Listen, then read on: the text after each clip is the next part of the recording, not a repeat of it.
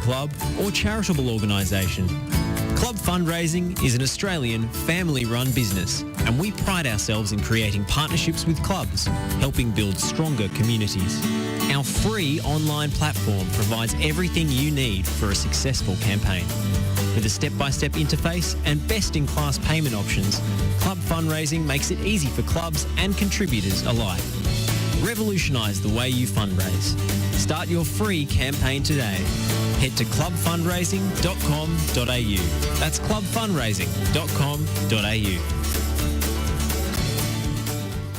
Buying your electricity from the big energy companies is now the most expensive way to power your home. In fact, the average electricity bill in Australia has more than doubled in the last 15 years. But not for the ones who went solar. Unlike your electricity bill, the power of solar has actually come down, and there's also government rebates available. So what are you waiting for? Join the 2 million households already saving hundreds of dollars every year. See how much your roof could be making you at solarpowerco.com.au. Go solar and get $500 cash back with the Solar Power Co, Australia's most trusted solar brand. solarpowerco.com.au. With the right qualification, there's no telling where your career could take you. It's one small step for man, one giant leap for mankind. The moon might be a bit of a stretch, but whether you are looking to progress your existing career, start a new one, rejoin the workforce, or get better at a hobby, training.com.au is here to help. At training.com.au, you can answer a couple of simple questions and instantly find out what courses are available for you. It costs nothing, and it could change your life. The eagle has landed. Find your future right now at training.com.au.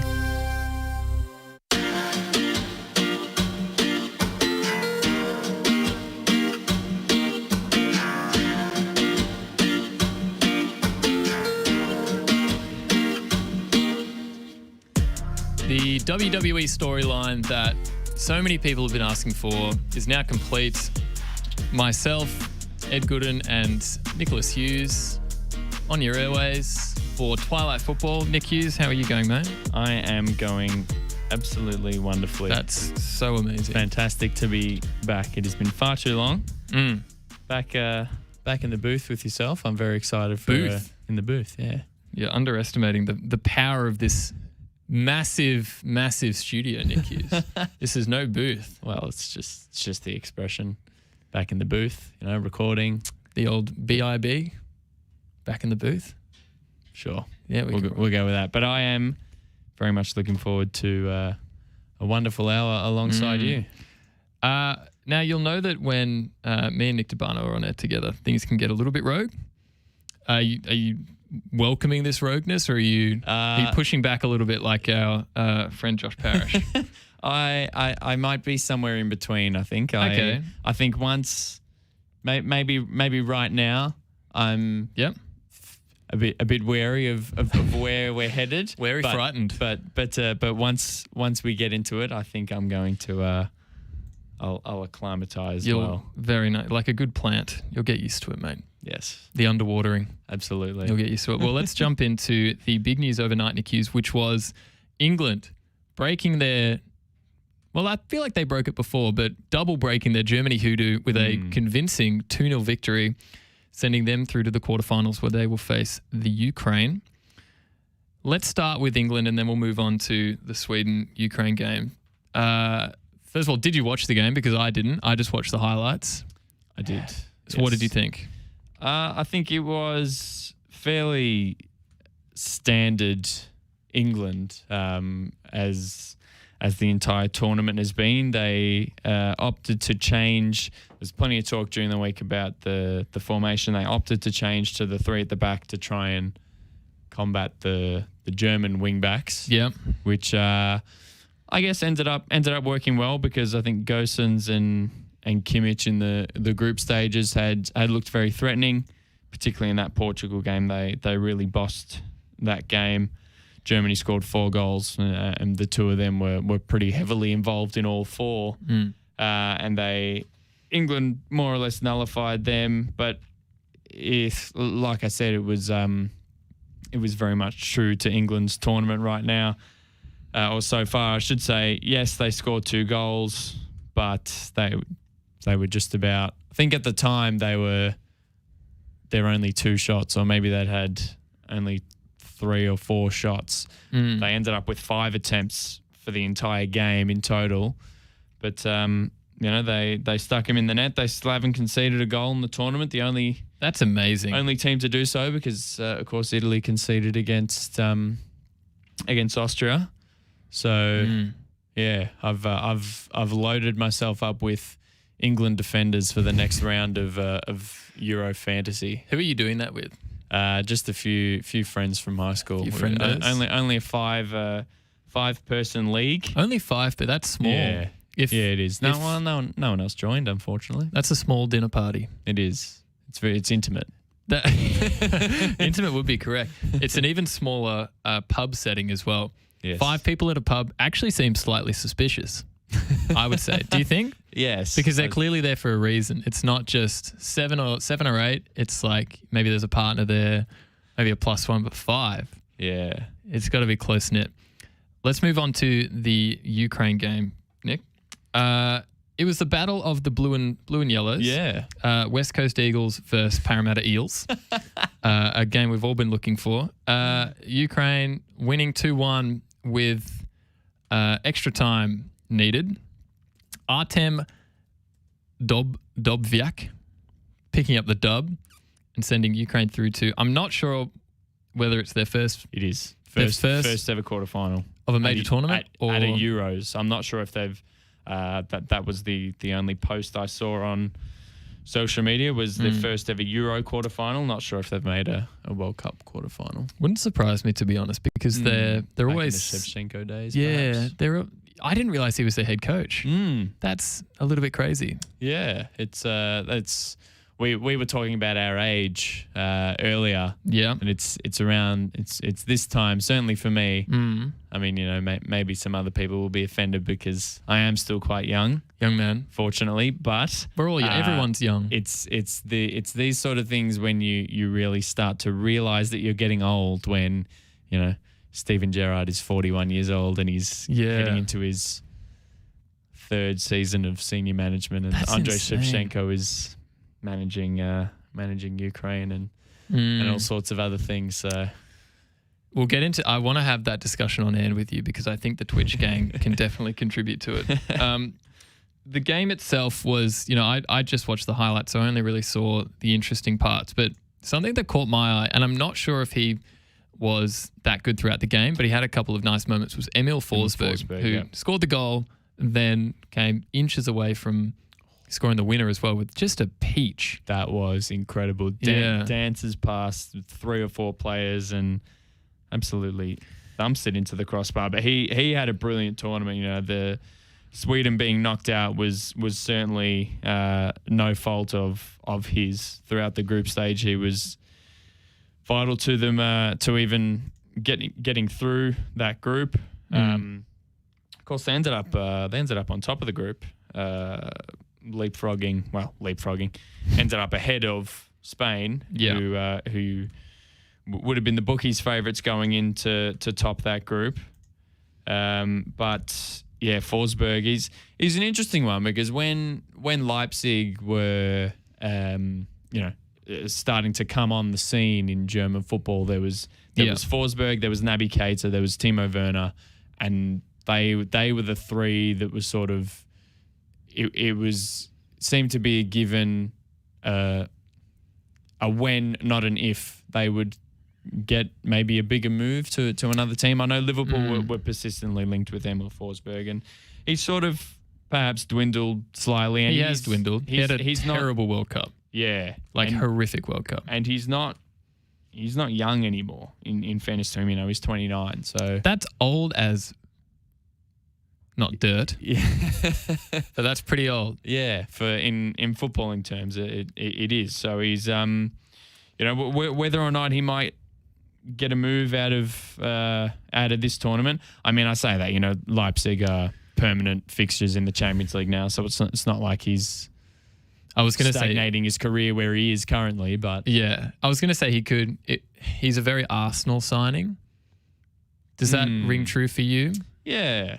Big tournament. I Yeah. Even Everton actually. Everton would pay 50 mil for him, wouldn't they? Yes. Oh, Yeah. I would love to see that happen. I'm not entirely sure why, but he always struck me as a player that I could see playing for Manchester United. Oh. But I don't know if I can see that. It's not going to happen now, obviously, particularly if they're going to get Sancho. I say if. It's talking of whens and ifs. It's always a guarantee now at that this seems point. to be a when, particularly after Marcus Rashford's Twitter activity. What was that? Why There is was he doing a fan replied to one of his tweets saying announce Jadon Sancho, and he replied, yes, X. Yes. That's something you And reply to then- your mum if she asks, do you want some milk? Yeah. From IGA. Will you be home for dinner tonight, love? Yes. Yes, X. But he then came out and said that his account was hacked and the tweet was deleted. But it's My friend had my phone. yeah, exactly. Don't know about that one. To use a nice a frequently used sports cliche, it is currently the worst kept secret in the English transfer sphere. It was supposed to happen last summer, and it certainly appears Why didn't it that happen will last? Did happen everyone now. just get a bit shy? Well, United supposedly balked at the fee, or What was it? they had the agreement, which I believe was £100 million or thereabouts. not that much. Sort of add-ons here and there. The word was that was agreed, and then Ed Woodward returned to negotiations and said, actually, we don't want to pay that anymore. And Dortmund sort of looked at him and thought, Warum? righto, mate. We've had an agreement, so if you're not going to do it, then You can GF. yeah, Yep. exactly. GF. You can That's a GF, good man. one. But yeah, there's plenty of negotiation now. I think they were probably helped by the fact that he didn't quite have as good a season, or as consistent a season as he has done. Again, there was plenty of talk, and I think from himself and from the club that was saying, his mind was more or less at Old Trafford throughout the earlier parts of last season. He didn't quite click until really very late on. I'll pull up his season stats if I can find them, but Please. they weren't quite comparable. Certainly in the earlier part of the campaign, like I said, he did kick on, particularly in the DFB Pokal, which Dortmund won. He was particularly ruthless. But so 2019-20 season, in 32 Bundesliga games, he had 17 goals and 16 assists. That is an outrageous season.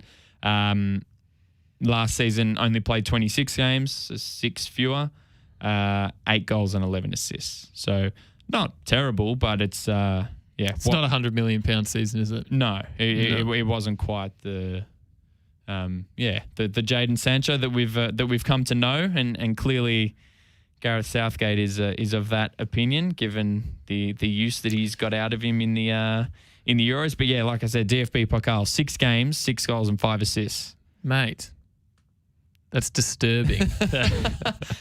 That's great. You know what video popped up on my recommended feed on YouTube, which is very timely?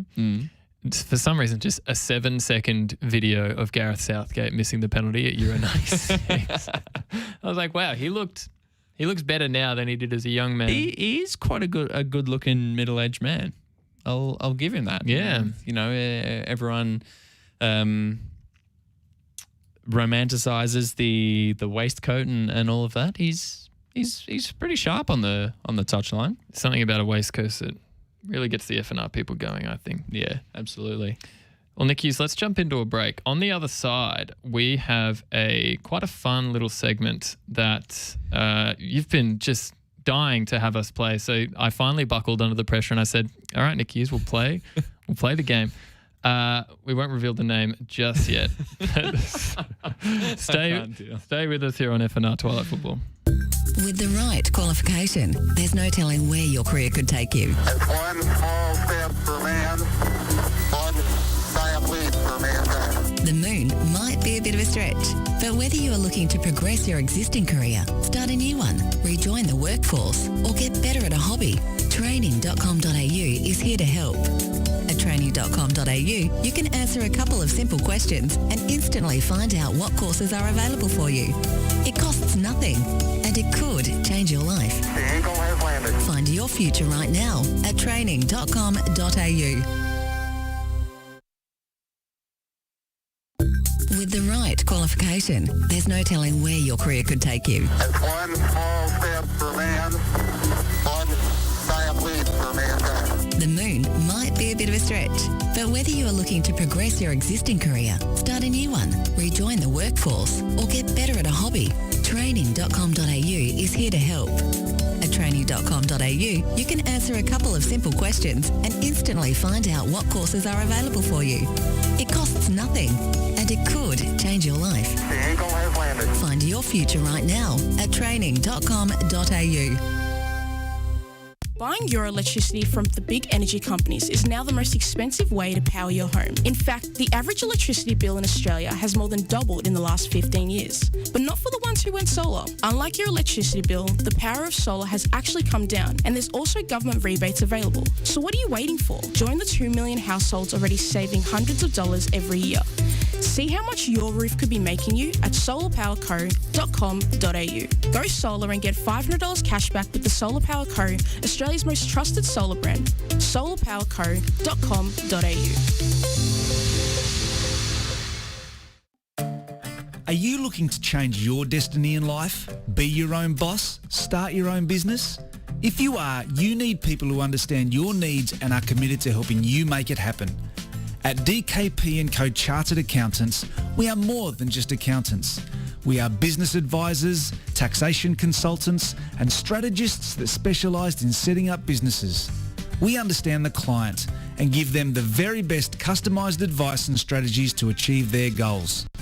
Visit our website, dkpco.com.au, or give us a call today on 03 9023 9370. Fast, proactive, personal. That's DKP & Co Chartered Accountants.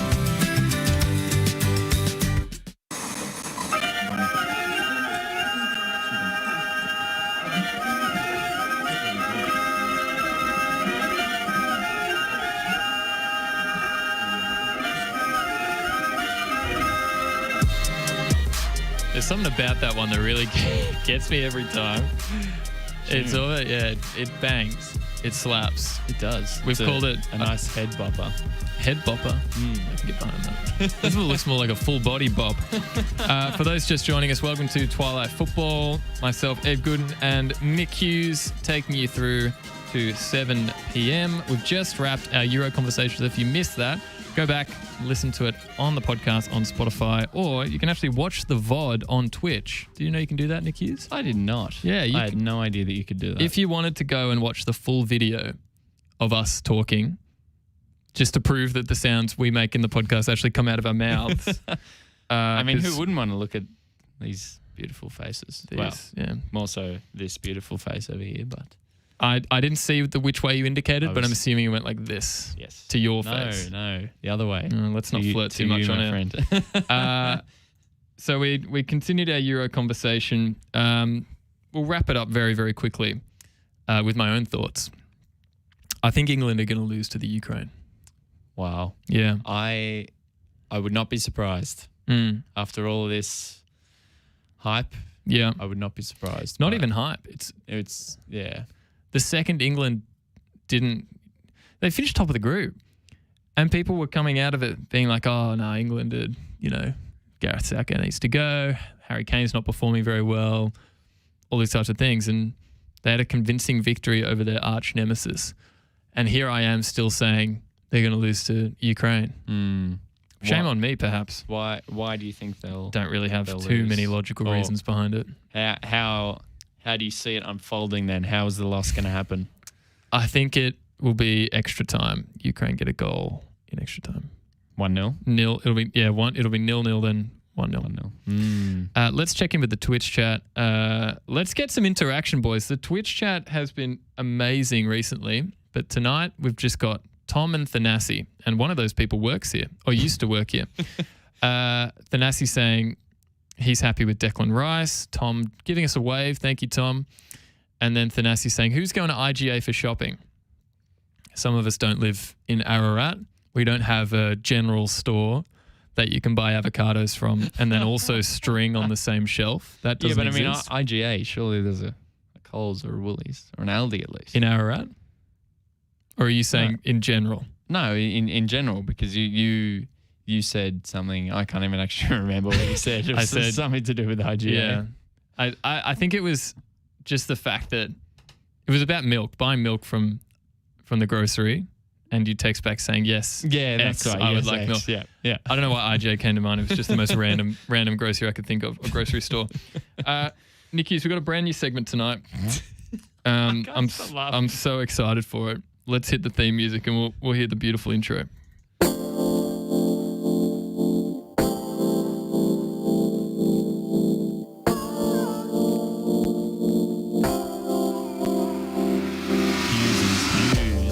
That's right. Hughes, the debut segment here on Twilight Football. We don't have a sponsor yet, Nick Hughes, but is there anyone you'd like to shout out as a sponsor? Shout out to be a human being. Shout out to Kappa, because they always make nice kits. Good stuff. So Hughes brought to you by Kappa. So Nick, the segment is you're a colour fanatic. You love shades. Yes, I do. Tones. Yep, all of them. Not and I. No. Just tones. And you came to me this evening. You said, Ed, I've got a name. I've had this name for a segment for a long time, but I've only just been able to use it. You're talking to us about your favourite kits in the Euros.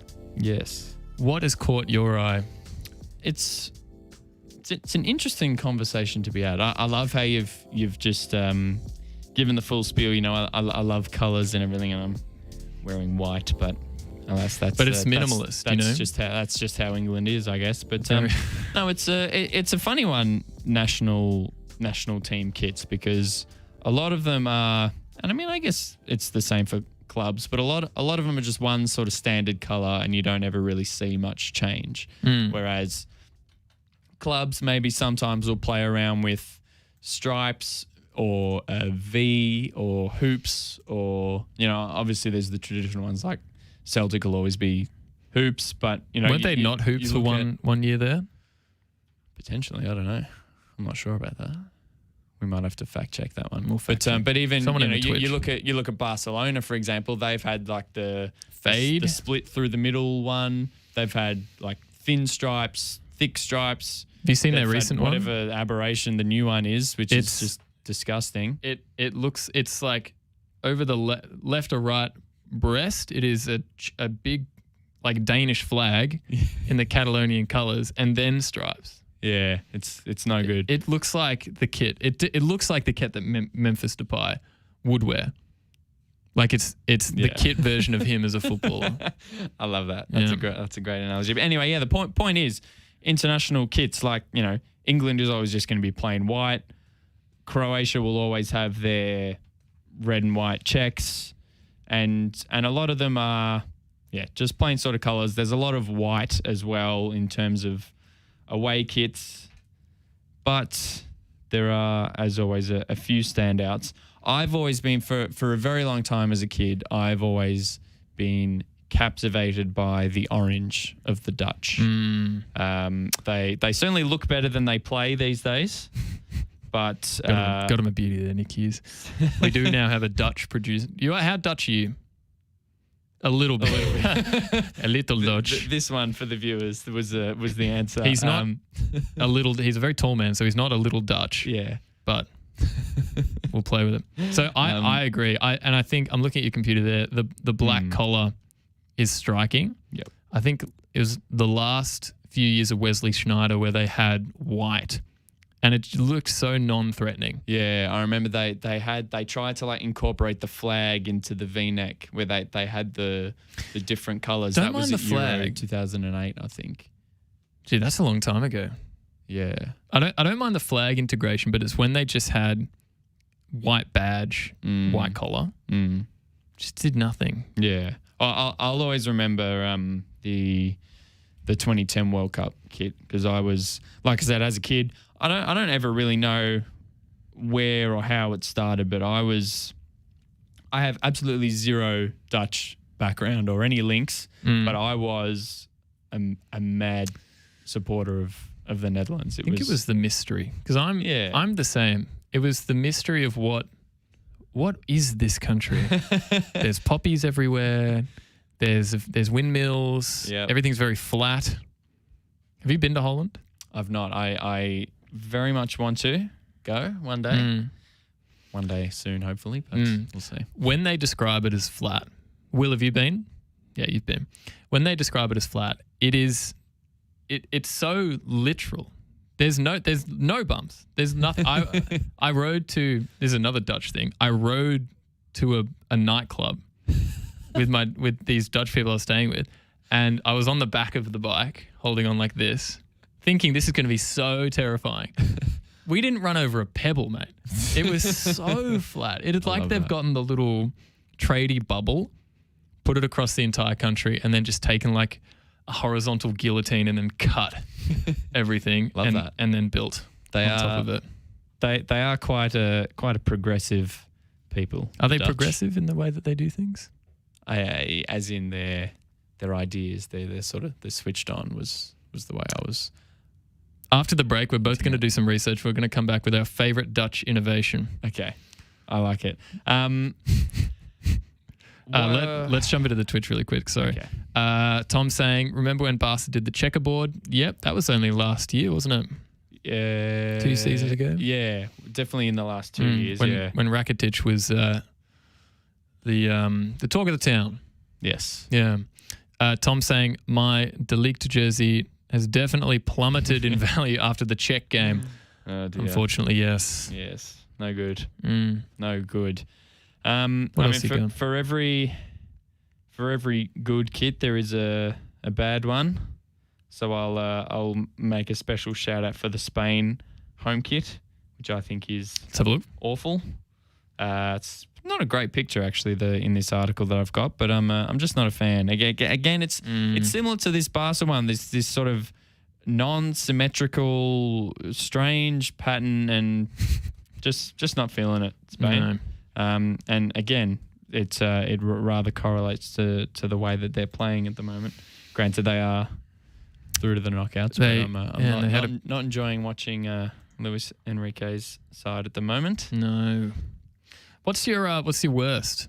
Wait, we've already talked about Spain is the worst. I think Spain's the worst. It's tough to pick a favourite because, like I said, it's hard to, when I'm analysing the kit, it's hard to say what countries can sort of do differently because European teams the colours are more or less set.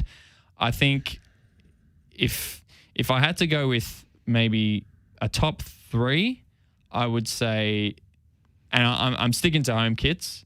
Honourable mention to Hungary. I thought that was a very nice kit. Denmark as well. I quite like the Italy one. Sweden, I think, quite decent. Sweden consistently have bad kits. Bad. Always bad. I really like this. Sweden is actually going to be in my top 3. I really like that one. The combination of yellow and blue. I know they don't have much to work with here, but I think they need to rethink it. I like yellow and blue. Give me a pastel yellow and blue, and I might be a bit more fond. Fair enough. Yeah. Well, Sweden goes into my top 3. The Portugal kit goes into my top 3. I quite like the sort of red and green and gold combination, but I think my favourite one is the French kit, the home kit. No, won't be remembered very fondly. Probably would they be your least favourite team? I don't know. I don't really dislike any national team, to be honest, but I was very, maybe for this tournament they were, because I feel like a lot of people were sort of just on the bandwagon of, they won the last World Cup, they're the favourites, so let's just say they're going to win. And I think from very early on, watching them, I thought, mate, these guys just aren't that good. These guys are no bueno. And I was very glad to see them be knocked out by my boy Xherdan Shaqiri and his Swiss friends. But they looked good doing it, to be fair to them. I really quite like the red stripe across the chest. I think if we're talking about countries having very little wiggle room in terms of what they can do, I think the sort of royal blue, navy blue hooped kind of pattern with the nice red stripe That's a good and the white logos. I think they've done a good job. tidy way to do it. Almost looks like the Japanese kit. It does, yeah. You could rebrand that as Japanese. It does a little bit. I'd love to see Takumi Minamino in that kit. He's struggling a bit, isn't he, recently? I will have no Takumi Minamino slander whatsoever. I really like him. But I think he started well at Southampton, but didn't quite seem to materialise by the end. I just think he's really cute. Yeah, me too. Just Absolutely beautiful boy. Well, let's wrap up, Nick. Let's wrap up Hughes' with now your number one competitor. You make out form, shape, basic color. That's all. To save you detail to the foreground. That's Bob Ross. Yeah. Lack of detail. There's Bob Ross ASMR online somewhere. We're going to change that to Nick Hughes ASMR. I like it. Oh, I like that, Nick Hughes. I remember my first ever, the moment I became first aware of Bob Ross was when they did a parody of Bob Ross with Deadpool. I didn't actually know who Bob Ross was. In the first movie? Yeah, and then I watched that, or it was like it was a little teaser trailer thing for the release of the movie. It was very very different to the in terms of content, age bracket. Well, you would have been content. what? It came out in 2019, so you would have been what, 13? Got him a beauty there, people. Well, let's end with a little bit of ASMR as we play a nice tune here. I've turned up the fidelity of the microphones, so you can really hear everything we're saying now. Okay, yeah. Then you have to wait for the beat to drop, and then we can sign off, which is coming very shortly. I like it. About now, I think. Beautiful.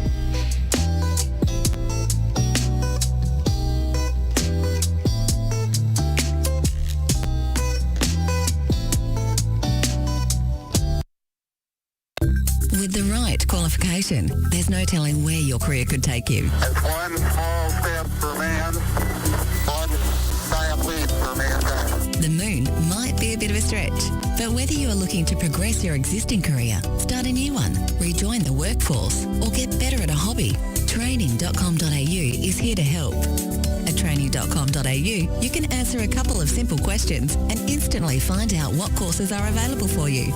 It costs nothing, and it could change your life. The eagle has landed. Find your future right now at training.com.au. Buying your electricity from the big energy companies is now the most expensive way to power your home. In fact, the average electricity bill in Australia has more than doubled in the last 15 years. But not for the ones who went solar. Unlike your electricity bill, the power of solar has actually come down, and there's also government rebates available. So what are you waiting for? Join the 2 million households already saving hundreds of dollars every year. See how much your roof could be making you at solarpowerco.com.au. Go solar and get $500 cash back with the Solar Power Co., Australia's most trusted solar brand. solarpowerco.com.au. Are you looking to raise money for your community club or charitable organisation? Club fundraising is an Australian family-run business, and we pride ourselves in creating partnerships with clubs, helping build stronger communities. Our free online platform provides everything you need for a successful campaign. With a step-by-step interface and best-in-class payment options, club fundraising makes it easy for clubs and contributors alike. Revolutionise the way you fundraise.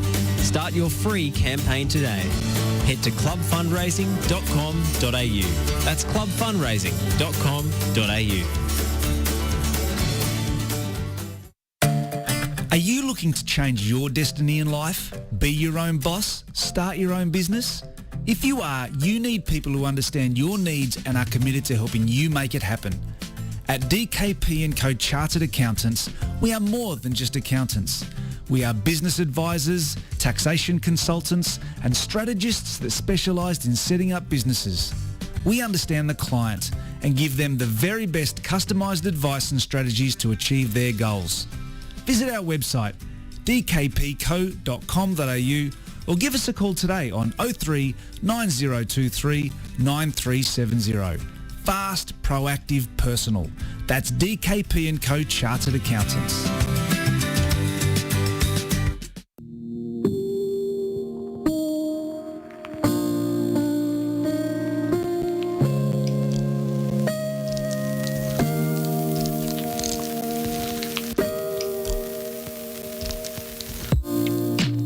Welcome back to Twilight Football. That's a new song. I haven't heard that one before, so I was about to speak and would have been right over the drop.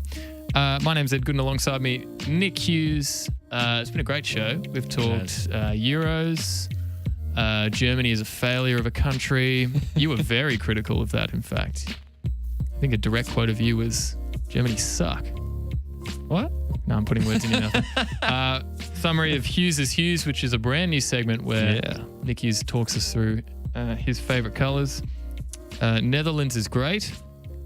I realize we haven't we didn't research the Netherlands' best inventions. So while you go on your spiel, I'm doing a quick Google now. So my spiel is relating to the big announcement. Was it overnight? In the last couple of days, was the Matilda squad for the Olympics is officially out and about. And there's, a couple of large surprises. The biggest one for me, and it's not a surprise now because she wasn't included in the preliminary squad, is Lisa Devanna, who I think is just a tournament player. Do you know what I mean? Yeah. Like she'd come off the bench, just bang a couple goals in, just be the heavy metal footballer that we know and love. She's the type of player that you'd like just in and around the squad in the big moments. Just good vibes. Yeah. Even behind the scenes, and she doesn't necessarily even have to come on. Obviously, her talent would be more than useful if she were to come on, but having her in the environment would be a great help. Yeah. So, a brief summary of the squad. We've got 18 players, a mix of youth and experience. So there's 3 players in the squad with over 100 international appearances. But then there's also 6 Olympic debutantes in Cara Cooney-Cross, Mary Fowler, Tegan Micah, Emily Gilnick, Hayley Rasso, and then veteran Ivy Lewick. This is her first Olympics. Is there anything that really stands out for you as an addition or someone who's left out? Not particularly. I'll confess I don't know a great deal about the ins and outs of sort of who's necessarily played where. Obviously, the bulk of the Matildas these days are killing it in Europe. I think the two that jump out, I guess, in this article that's been posted on the Matildas website, is you look down the age column. There's a couple of threes at the start. There's plenty of twos, but there's only 2 ones. So Cara Cooney-Cross and Mary Fowler, 2 teenagers. Cooney-Cross in particular, I still very vividly remember the what was the score even? Was it 5-0 or 6-0? The victory beat Melbourne City in the W League early on in the season. It was convincing. Yeah, and Cooney-Cross, I think together with Devanna, who that solo goal that she scored in that game, I'm pretty sure ended up winning killer. Goal of the season. The run down the down the left-hand side, bottom right corner. But we remixed that into, because we had a segment where we were talking about what style of music each footballer is. I remember that, yeah. And Lisa Devanna was heavy metal, and we tweeted that out, and she bloody liked the tweet, mate, and retweeted it. Absolutely, she did. That's when you know you've made it around it.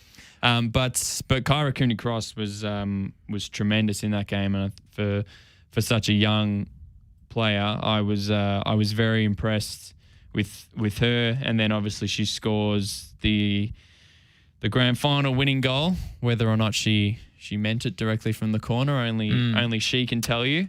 But and then Mary Fowler as well. Mary, that's a great addition, I think. Yeah, I remember. It's funny. There's some of those players where at a very, very, very young age, there's so much talk about them, and then because they were sort of in the eye at such a young age, they years down the track, you think, she might be, well, you think in her career, but she's still 18. Yeah, she's still only 18. And I remember, I almost actually thought that she was younger, because I remember when she came onto the scene at about 15, 16. that felt like, maybe it's just because 2020, 21 have just been fake time. Yeah. I was like, oh yeah, she's still 16, but no, she's 18. Yeah. And I remember actually I was here. It must have been back in the old evenings on FNR days. I was here producing when she made her debut at Craven Cottage in one of the friendlies back then. So she has played at Montpellier in France, according to this little Google thing, which you'd assume it's pretty accurate. 22 games and 5 goals. Pretty good. He's very good for an 18-year-old. Very tidy. I think those two youngsters are the most exciting for me. And then, yeah, like I said, I think the European contingent. This will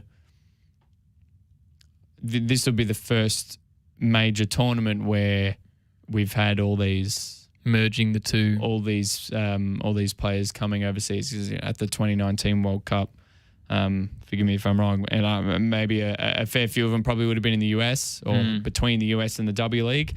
But obviously we've got the Arsenal trio. We've got Sam Kerr at Chelsea. We've got Ellie Carpenter at Lyon, etc. Yeah, West Ham. Although Mackenzie Arnold wasn't picked, which was interesting. She played a couple of those friendlies, a couple of the heavy defeats. The 5-0 that was against, I can't remember off the top of my head. Scandinavians, yeah, Denmark, and I think they played against Sweden as well. Yeah, it was a double up. But yeah, she's not been picked. Tegan Micah. Rewarded for a good season with the second goalkeeper spot. So, but yeah, like I said, as a whole, I think with all this now European experience, I'm very excited. Let's have a quick run through the squad for those who haven't caught it yet. 2 goalkeepers, Tegan Micah and Lydia Williams. Defensive, they may not necessarily play in defence. Things will move around, but this is just how they're listed. Ellie Carpenter, Steph Catley, Alana Kennedy, Claire Polkinghorn and Ivy Lewick. Emily Van Egmond, Elise Kellen-Knight, Kyra Cooney-Cross, Tamika Yallop and Chloe Lagazo. And then up front, you've got Caitlin Ford, Mary Fowler, Emily Gilnick, Sam Kerr, Hayley Rasso and Kaya Simon. Kaya Simon's another one which I'm really happy for because we know the injury troubles that she had. And it was the season before last, before Melbourne City went full Detroit Pistons and just, completely rinsed their squad. Now they're just in rebuild mode, where she came back in and I think it was her first season back after a really, really horrible run with injuries. And it was one of those where there was questions around whether she still had the pace, whether she was still kind of at the standard. And I think it's almost the first time where someone has just smashed all expectations and it was, if anything, better than what she was when she first went away. She had a killer season. So to see her finally at a major tournament is great. Really glad. 100%. She's another one that name has been around for so long, and maybe you feel like it's more common for very, very young stars to come through in the women's game. So perhaps that's sort of part of an explanation for it. But still only 30, so you think she should make the World Cup. Obviously, given that we've had this extra year wait. Every chance to make the next Olympics as well. So a blend of all of the experience that she's had. Obviously, she is one that is in Europe with PSV. She'll continue to be a key player for the Matildas, no doubt about it. And like you said, it's going to be brilliant to see her out there. And then of course another great story is at 36 years of age, an Olympic debut for Ivy Lewick. Yeah, that's the kind of age you're expecting badminton players, discus throwers, golfers in the Olympics. It is, isn't it? Yeah, so yeah, since 2016. Skateboarding is coming in, and breakdancing. Yeah, still no ultimate frisbee. I'll be glaring at whoever needs to be glared at for not including ultimate frisbee. My cousin actually plays for the Australian team. Oh, really? Shout outs. Oh, wow. Yeah, that's my claim to fame.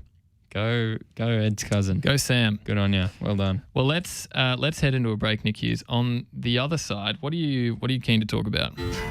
Oh, that's loud. Sorry, mate. I don't know. Let's talk about our personal lives. Okay. That sounds fantastic. That sounds good, doesn't it? All right.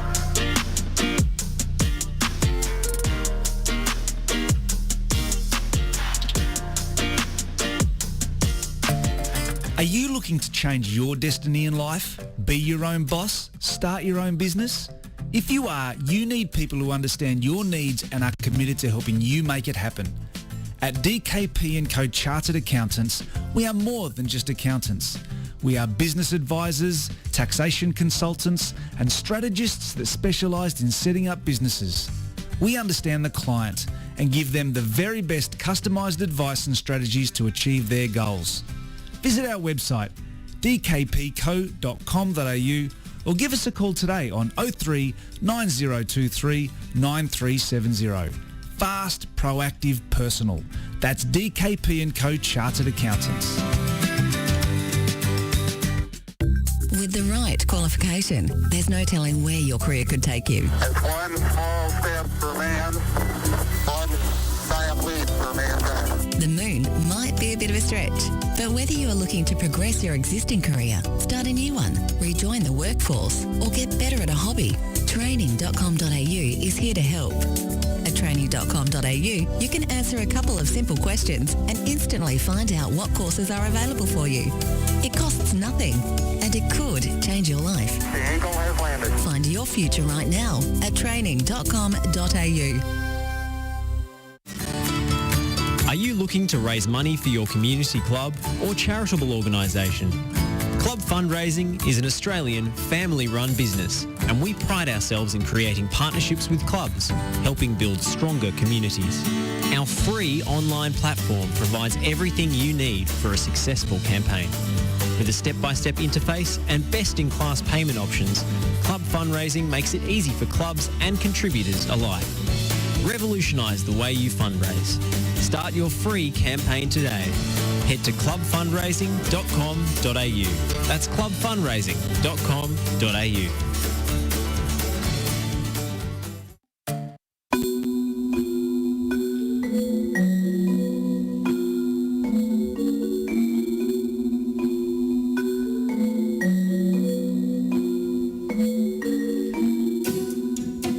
Mystery story time music this is. It's spooky, isn't it? Are you feeling spooked? I am. Feels like it should be on The Shining or something. Feels like it should be on The Simpsons when like Marge is sneaking around doing something.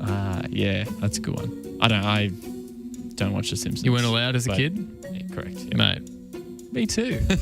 Should be a support group for people who weren't allowed to watch The Simpsons as kids.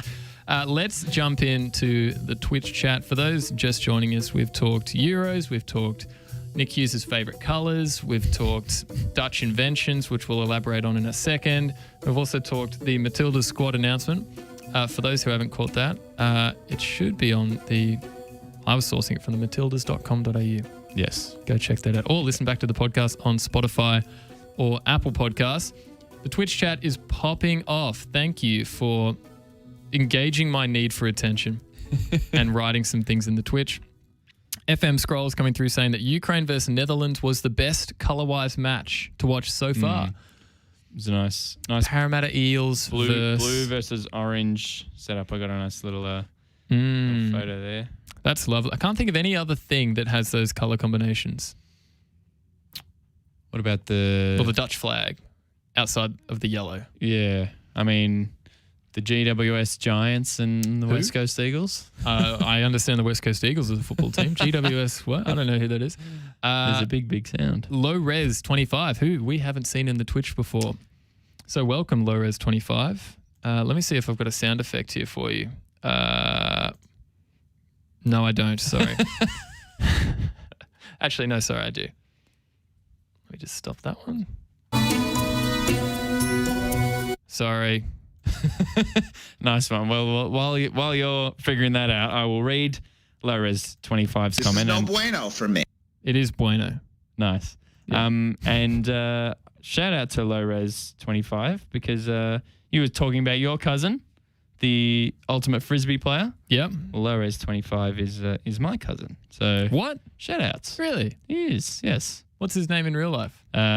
Andrew is his real name. His surname is Lowries, Lowres. We're just doxing the hell out of him, aren't we? So Low Res is the... Lovely. Yeah, and what's the 25 in reference to?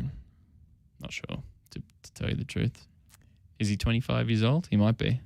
So does Yeah, I he think- change it every year? No, he's not. He's not 20. Oh, yeah, actually, no. I don't know. Anyway, Welsh yellow kit with the green shorts do green and yellow better than us Aussies. That is one that I actually forgot to mention. It was a very nice one, a very very Socceroos themed away kit with the yellow and the green trim.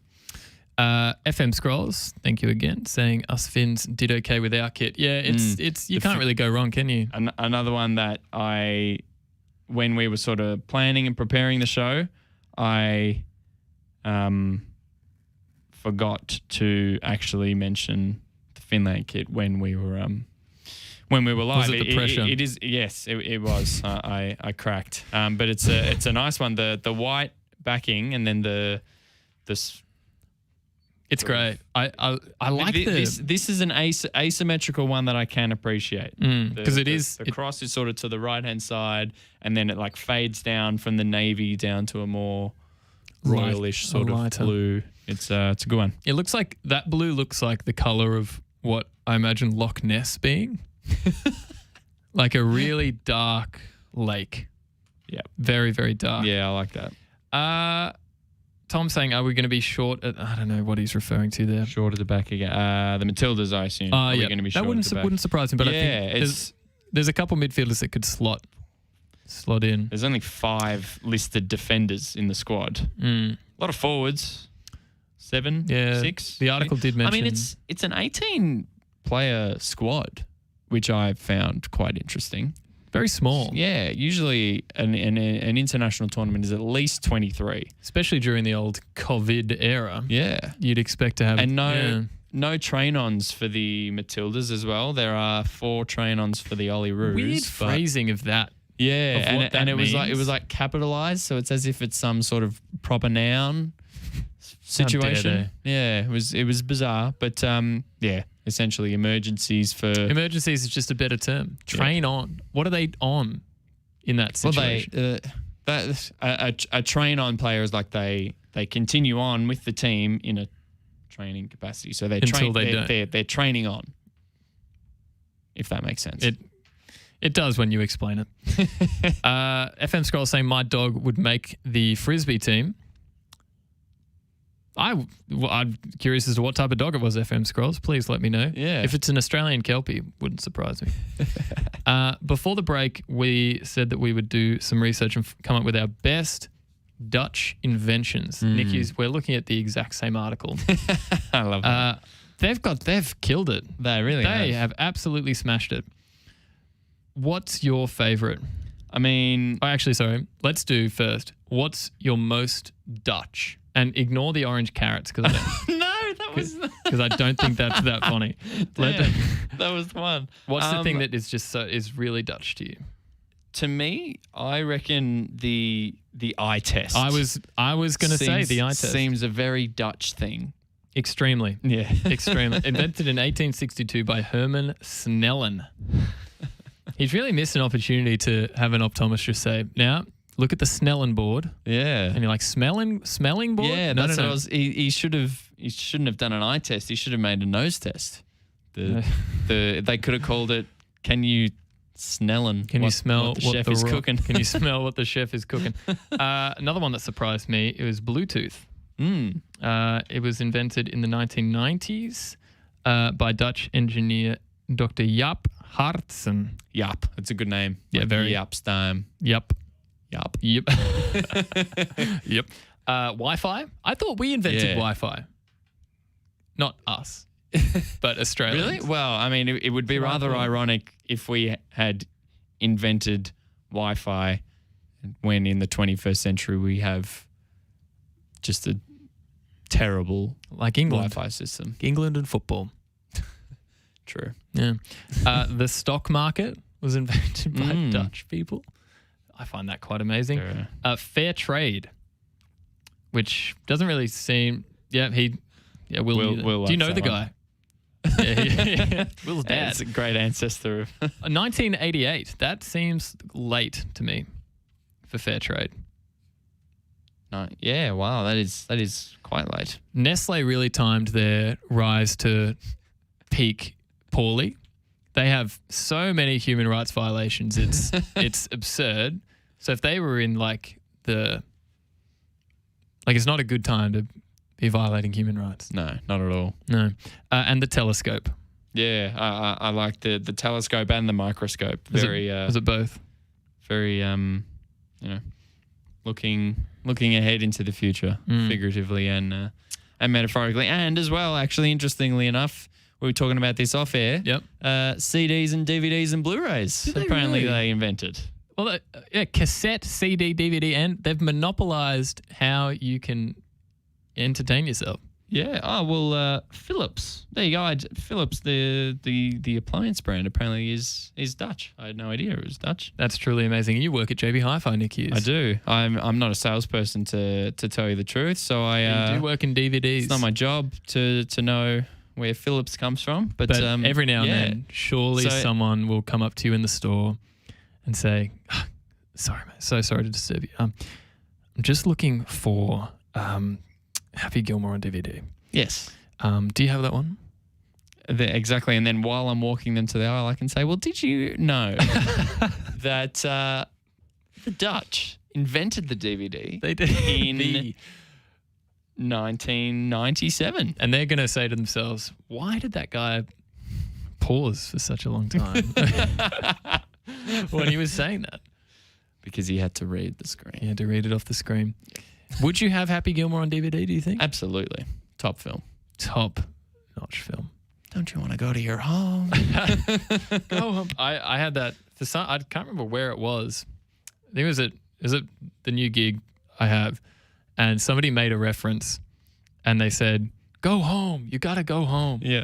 And I laughed, but I didn't laugh as loud as I think he hoped I would. Yeah. So he did a thing where he made the reference. He goes, "Happy Gilmore." I was like, "Yeah, I know." So then he knew that I didn't actually laugh at his joke that hard.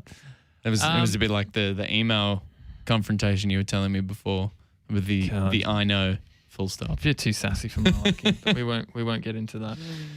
Let's get personal, Nick Hughes. How's everything been going? Yeah, good. Yeah, it's been a busy couple of months. Been away from the studio, but it's going well. I'm looking forward to my final semester of uni coming up. That'll be so exciting. Finally graduating, getting that out of the way. Yeah. Getting my little pointy hat and my... Not pointy. My gown. It's historically pointy and flat at the same time, if you think about it. Very true. I never got mine. Really? Yeah. How come? The ceremony was the first major thing for me that was cancelled because of COVID. No. Yeah, March 26th, day after my birthday. Bummer. So they keep messaging me being like, you can do this online. I keep saying, no thanks. So do you have a certificate? I don't have a physical copy. So you technically have not graduated from university? No, technically not. But I've never gone into a job and had someone go to me, what degree do you have? Yeah, what degree do you have? And can you please prove it? Yeah. It's funny though with media. It is, isn't it? Anyone can sort of... just waltz right in. Yeah, whereas in my girlfriend is studying psychology. And Great. she has to do, basically, to have any sort of credibility, she'll have to do honours and then masters. Yeah. After honours. So I'll be graduated and hopefully working full time or having a couple of freelance roles or something next year and getting busy. Yeah. And she'll only be halfway through her entire tertiary education. That is 2 years honours, 1 year's masters. That's miraculous. Well, props to her for sticking with it. She'll be writing essays and theses, and I'll be writing essays and theses about football. Yeah. Which is the more important? We'll never know. No. I'm glad to hear about the psychology thing because it's important. It is to talk about. It is. Does she ever get psychological with you? Test and all? I know it's not really like you don't learn the skills necessarily in that part of your university studies. You're not actually physically sitting, or is she? Is she sitting down with people and talking to them? No, not exactly. It's funny. It's probably quite poor on my part. I still don't quite understand the whole like psychologist versus psychiatrist thing, and those either one of them or both of them, you like have to go to full-on medical school because you need to have the proper psychiatrist, be a doctor to administer medication and stuff. And she doesn't want to do that part, so she maybe just wants to do like sort of counselling or something. So or therapy. Yeah, you'd be so a psychologist is a psychiatrist is you go through the normal avenues at university that you go through for medicine. So you do science, but I think you can start specializing at university, but you basically get to where everyone else is, and then you can pick your specialty. So you're a doctor, and then you become a psychiatrist. Okay. Yep. Yeah. You're a very intelligent man. Not intelligent. I just know someone whose wife is a psychiatrist, and I once said to him, how's Laura? How's the psychology going? And he quickly went, no, psychiatrist. I was like, oh, what's the difference? Never making that mistake. And he explained it to me. Like calling no, I don't know. I was going to say like saying, wow, look at that golden retriever, and it's actually a Labrador. Yeah. You feel like an idiot. Yeah, you go home and you go, stupid it. Stupid it. How did I do that? Punish yourself. How did I mess that up? Like Dobby. A bad house elf. Well, Nikki, it's been a pleasure. Thanks so much for joining me. For those in the Twitch chat, thank you for tagging along. For anyone who's missed the show, head over to Spotify, Apple Podcast. Before we go, there was an answer from FM Scrolls. Female blue healer. Lovely. Stunning. Is the dog. So beautiful. FM Scrolls also suggesting that we need some fan-donated sound effects and theme songs. Donate away. If you want your voice to be a soundtrack, please. If you like to mix the desks, then send us some tunes. We'll make it happen. We'll play whatever you send. Literally anything. I like it. Yeah, I love the DJ demonstration from you. Yeah, that's a classic party club move where you go the one hand on the ear and you go. Yeah, that's actually how you met your girlfriend. You went we, and she went, oh my god, you're the most amazing guy in the world. She came over. Yeah, she just couldn't resist after that point. That's when she actually became a psychologist to study why would someone do this at a club. Yes, bang on. Yeah. Anyway, it is goodbye for now. Farewell.